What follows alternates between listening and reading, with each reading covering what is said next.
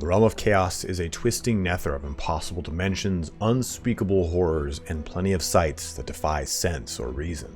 It is a land filled with demons, different environs, and the horrors of emotion manifested. It is a land of the chaos gods, each one carving out a portion of it for them and their own.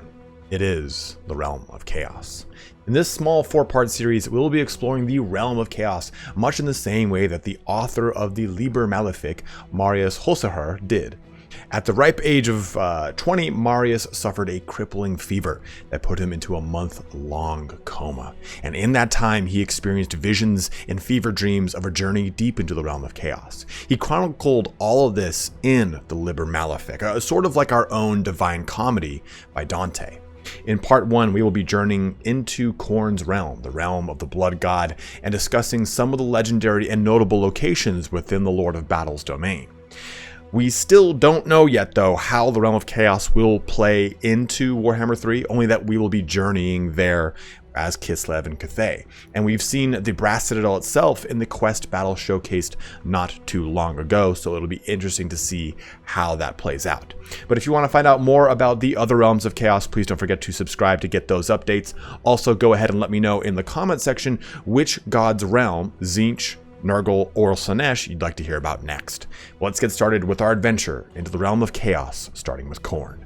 To begin, we'll look at the Realm of Chaos as a whole. While this map does show 4 clearly cut out quadrants of each god's domain, it's important to note that chaos is hardly orderly, as it would appear in this picture.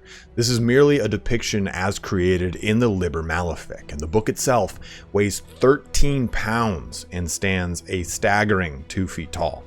The ever-changing characteristics of chaos ensure that no point on this map is static, as confirmed by some of the conversations recorded in White Dwarf numbers 368. Here is a direct quote. Are there really fixed static places that exist within the realm of chaos? The answer is no, says John. You couldn't draw a roadmap to get to these places. The realm of chaos is not linear. All these domains are heavily couched in metaphor. They are mutable and chaotic extensions of the chaos gods' traits, much like their demonic servants.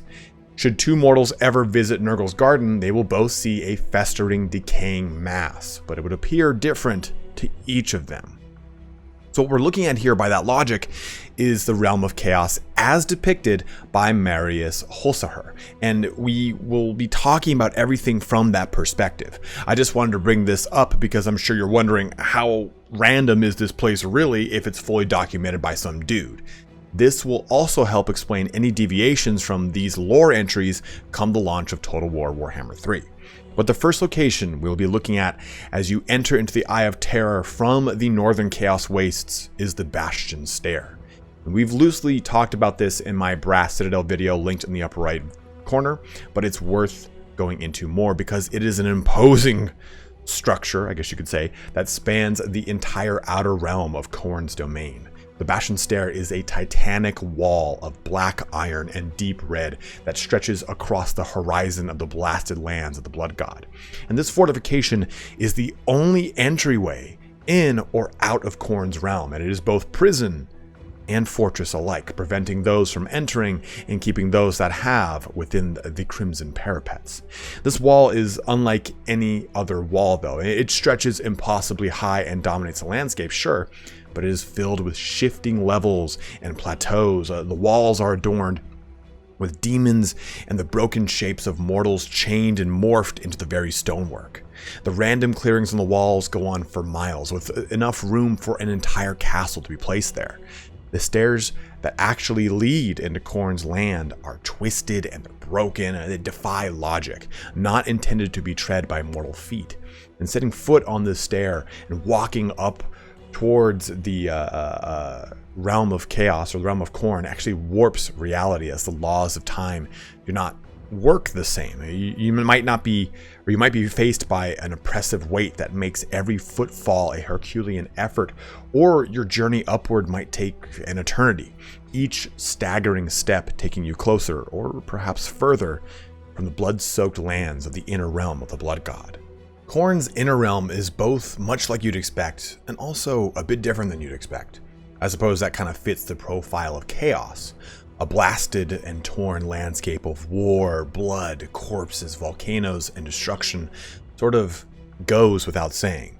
But there are two things that fill the land that are a bit more in line with Nurgle than Khorne. Of the limitless corpses that litter the fields in between the massive landmarks of Khorne, huge black and red flowers sprout from the corpses, each one tended to by the demons of the realm. Bloodletters walking from flower to flower, vomiting copious amounts of blood, acting as the water to aid with the growth of these stark red flowers that match the crimson soil they sprout from. While other demons walk around literally defecating on the newly planted corpses to help the sapling flowers grow from the pure ichor of war and blood. These flowers are called dread blooms and give way to a poisonous fruit that mutates those that eat it called, well, blood fruit. Here's a bit from the Warhammer RPG on them. The flowers that adorn the corpses are called dread blooms. They are strangely exquisite in their appearance, much like a blood-red lily streaked with blackened tendrils. The central part of the flower grows into the shape of a deformed face. The larger and older the bloom, the more detailed and horrific the visage. The dread blooms release a pungent, intoxicating scent akin to jasmine intermingled with the coppery stench of spilt blood. So both a very vivid image and scent would assail you the second you reach the top of the Bastion step, matched with a sky that burns an angry red. Now, as far as landmarks, there are three standout ones: the Forge of Souls, the Tree of Souls, and the Brass Citadel. We already talked about the Brass Citadel, but I'm going to cover it in this video for cohesion sense because you can't not talk about that bad boy when discussing the Realm of Khorne. The Forge of Souls, though, fits with a lot of the naming conventions of the realm. Forge of the Eight, Foundry of the Eight, Slayer Forge, you get the gist here. Unfortunately, we don't have a ton of information on, the 20-some or so landmarks within the realm. But the Forge is a very interesting landmark as it plays very heavily into the lore of the Soul Grinder, the gigantic constructs of metal and flesh that are basically defilers from Warhammer 40,000 with a demon upper half. These terrifying constructs might have something linked to the Forge of Souls in a building tree in Warhammer 3 to add them into the campaign, as the lore behind the Forge tells of binding demons to the Soul Grinder. Essentially, when a demon dies, it can offer up its true name to the Forge. The Forge then binds the essence to that of a Soul Grinder, giving the otherwise inert hunk of warp metal life. From there, the Soul Grinder must fulfill a debt of mortal souls, killing in exchange for freedom. Should the Soul Grinder reach the needed number, then it would be returned to its former existence and free to do as it pleases. But this is chaos, and nothing is ever so clear-cut. Most Soul Grinders are stricken by misfortune when they are a mere kill away from fulfilling their debt. Further, if they are destroyed before their debt is paid, the demonic essence has to inhabit another Soul Grinder. But each time, more and more of the original entity is bled away until there becomes nothing but the single motivation of ending mortal life. The Forge of Souls is a tricky mistress. It's also interesting that this is kind of demon agnostic. It's in that it's not just Khorne demons, it's all demons. So there's a theory that the Forge of Souls is actually neutral, just simply kind of hovering over the lands of Khorne. But I figured I'd include it in this section since it's, well, colored red and in Khorne's domain. Moving north, we have the Tree of Souls, or also known as the Tree of Damned Shades. This tree is chronicled by Marius in the Warhammer RPG book Slaves to Darkness, telling of a tree that is made of the shades of demons that made a pact with chaos and were bound to both the twigs and roots of the damned tree. Here's a quote: "Those same shades now condemned for eternity, and piteous in their grieving, gibbered regrets and fears and promises of gratitude from every branch and twig." So it's not an overly fascinating landmark that has as interesting of a lore as the other two, but it paints a vivid image that I wanted to convey to you to help depict the realm of Khorne. We think of a land of perpetual battle and destruction, but there are plenty of portions of the realm that would defy that moniker, like the Tree of Souls here within the meadows of Khorne, bedecked by the dread bloom we discussed earlier. Now, the Brass Citadel is the focal point of the realm of Khorne in so many ways other than just being the largest, most dominating structure for miles.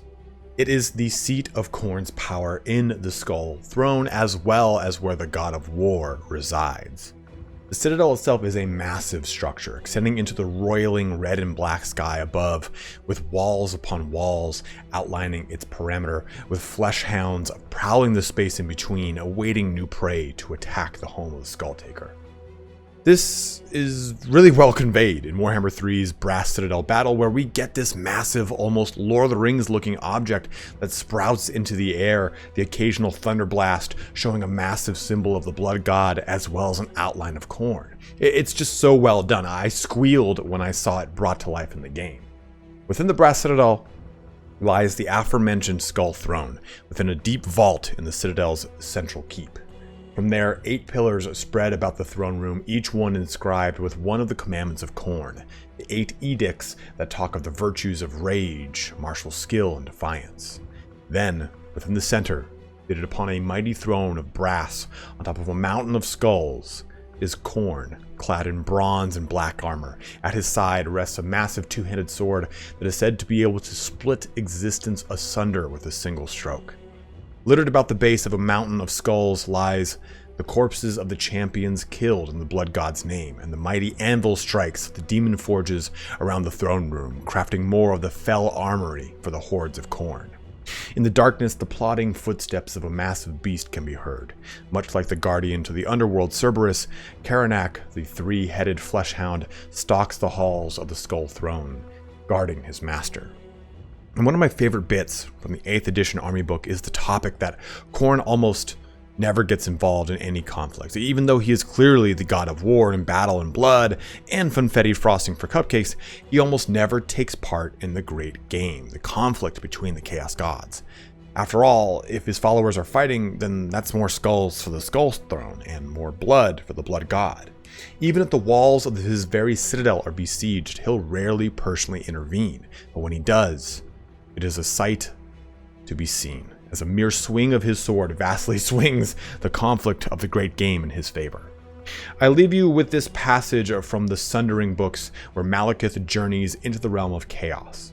This is the recounting of his vision of the Blood God's realm. Malekith then looked upon a blasted wasteland, surrounded by a great chain of volcanoes that spewed rivers of lava down their black sides and choked the air with their foul soot. Immense ramparts were carved from the mountainsides, huge bastions of dread hung with skulls, and from whose jagged battlements fluttered 1,000 times 1,000 banners of red.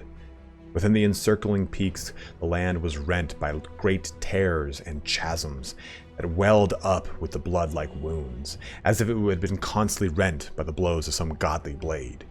The skeletons of unimaginable creatures were piled high amongst lakes of burning crimson, and all about were dunes made of the dust of countless bones. Hounds the size of horses with red-scaled flesh and enormous fangs prowled amongst the ruination, their howls tearing the air above the snap and crack of bone and gristle. At the heart of this desolation grew a tower of unimaginable proportion, so vast that it seemed to fill Malekith's vision. Of black stone and brass was it made, tower upon tower, wall upon wall, a castle so great that it would hold back the armies of the whole universe. Gargoyles spouted boiling blood down its brazen fortifications, and red-skinned warriors with wiry frames and bulbous horned heads patrolled its ramparts. Upon its highest parapet there stood a thing of pure fury, rage given bestial winged form. It beat its broad chest and roared into the dark skies. And there you have it, the realm of Khorne as seen through Warhammer's own Darth Vader, Malekith. The imagery we get from this passage really lines up with what we've talked about, and to be perfectly honest, the lands of Khorne are rather one note in that it's a lot of what you expect, like I said earlier. But you'll find that that is definitely not the case as we explore some of the other lands of the other Chaos Gods. From the twisted lands of Tzeentch to the gardens of Nurgle and the palaces of Slaanesh, there is plenty more to divulge. So go ahead and leave a comment below about which god you'd like to hear about next. I've got a playlist linked at the end to the Chaos Gods themselves if you'd like to know more about the characteristics of each one before we discuss their realms. But as always, guys, thank you so much for watching here today. Don't forget to like, comment, subscribe, all that fun action, but have a good one and take care.